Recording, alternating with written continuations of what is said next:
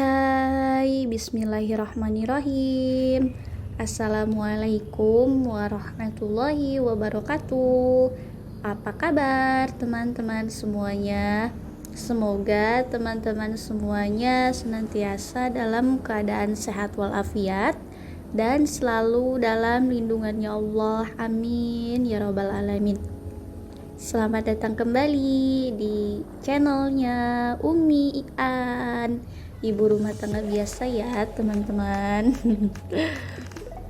Oke, dan buat teman-teman yang mungkin sedang sakit, semoga lekas sembuh. Dan yang mungkin sedang bersedih, jangan berlarut-larut dalam kesedihan ya. Dan yang mungkin sedang mempunyai masalah atau ada dalam kesulitan, semoga diberikan kemudahan dan juga jalan keluarnya ya. Dan juga mungkin yang sedang memiliki hutang, semoga lekas lunas ya hutangnya. Amin ya robbal alamin. Terima kasih untuk yang sudah menonton video ini sampai habis. Dan yang baru bergabung, selamat datang dan salam kenal dari Umi An. Jangan lupa like, komen, dan subscribe. Oh iya, jangan lupa juga ya, tonton terus videonya sampai habis. Terima kasih. Dan semoga channelnya Umi ini gak bikin kalian bosan ya teman-teman.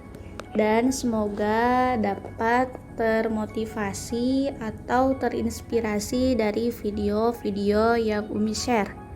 Jangan lupa terus selalu bersyukur dan berdoa ya teman-teman, agar segala urusan kita menjadi lancar. Umi mau share gimana sih agar budget selalu cukup. Salah satunya ialah berhemat. Berhemat bukan berarti pelit ya teman-teman. Sejatinya berhemat itu mengajarkan kita untuk bijaksana dalam menggunakan uang dan tidak menghambur-hamburkannya untuk sesuatu yang tidak penting. Nah, perlu dikenali juga nih antara kemauan dan keinginan. Kenapa kita harus bijak menggunakan uang? Karena ada cita-cita yang belum terwujud, ada anak yang perlu sekolah tinggi, dan ada masa depan yang masih panjang. Jadi, maka dari itu, yuk kita mulai berhemat dari sekarang. Mungkin hasilnya tidak akan terasa sekarang, tapi nanti entah 5 tahun yang akan datang atau 10 tahun yang akan datang.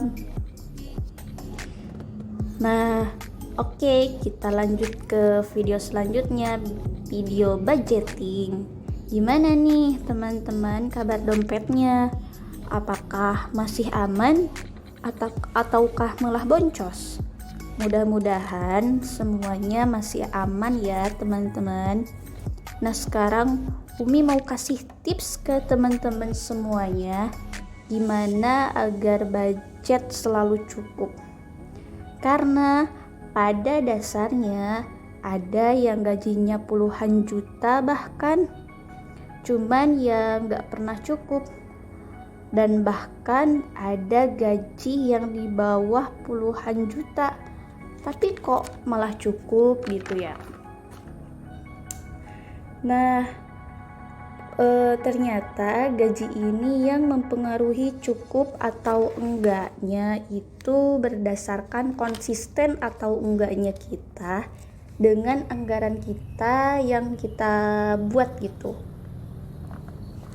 Makanya jangan heran ya, misalnya banyak yang udah bikin anggaran, udah budgeting, tapi kok masih boncos ya. Nah, buat teman-teman yang masih pemula di budgeting ini, tentu yang pertama kali itu kita harus bikin anggaran ya teman-teman. Nah, harus tahu Dan ini penting banget income-nya, berapa pendapatan tetapnya, atau pendapatan tambahannya juga berapa. Terus teman-teman harus anggarkan bagian kewajiban, misalnya itu kayak listrik atau kontrakan yang sifatnya itu bayar per bulan ya teman-teman. Tapi ini jangan jadi patokan ya teman-teman. Ini Umi contohkan punya Umi gitu, dan ini bisa disesuaikan dengan kebutuhan teman-teman di rumah seperti apa. Nah teman-teman semuanya udah bikin anggaran kewajiban yang harus dibayar di awal bulan. Nah baru deh setelah itu teman-teman anggarkan untuk kebutuhan hidup. Nah kebutuhan hidup ini ibaratnya kebutuhan yang penting banget. Contohnya kebutuhan pakaian, kebutuhan makan. Nah baru deh setelah itu teman-teman tambahkan ke kebutuhan tambahan yang artinya kalaupun anggaran ini gak ada, itu kita tetap bisa hidup ya.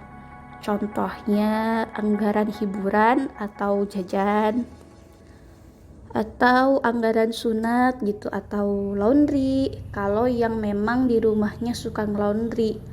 Kalaupun enggak nge-laundry atau cuci baju sendiri, nah anggarannya akan masih tetap utuh dan bisa dimasukkan ke pos sinking funds di bulan selanjutnya gitu. Nah kayak gitu ya teman-teman.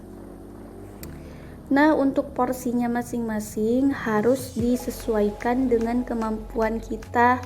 Gak boleh ngelihat seseorang kok bisa ya dia biaya hidupnya segitu, gak bisa gitu ya teman-teman. Karena memang masing-masing rumah tangga itu pasti berbeda-beda kebutuhannya. Makanya yang paling tahu pendapatan dan pengeluaran itu ya kita sendiri. Nah selanjutnya itu fokuskan kita itu harus bisa menyisihkan sedikit pendapatan kita di awal bulan untuk tabungan-tabungan yang memang benar-benar penting. Nah misalnya dana darurat, atau misalnya bayar cicilan rumah atau kendaraan gitu. Dan baiknya itu kita menyisihkan dengan kemampuan dan menyesuaikan gaji kita. Terus kebutuhan kita juga. Jangan sampai nih teman-teman maksain nabung sesuai dengan apa yang teman-teman lihat dari konten-konten kreator seperti di YouTube. Terus teman-teman maksain untuk bisa nabung seperti mereka. Gak bisa gitu ya teman-teman. Harus kita sesuaikan tabungan kita dengan pendapatan kita. Jadi tabungan itu nggak kepake sebelum 1 bulan, nggak apa-apa. Maksudnya tuh nggak apa-apa gitu ya, receh-receh juga kayak 2 ribuan atau 5 ribuan atau 10 ribu atau 20 ribu. Mulai aja dulu dari nominal yang paling kecil gitu.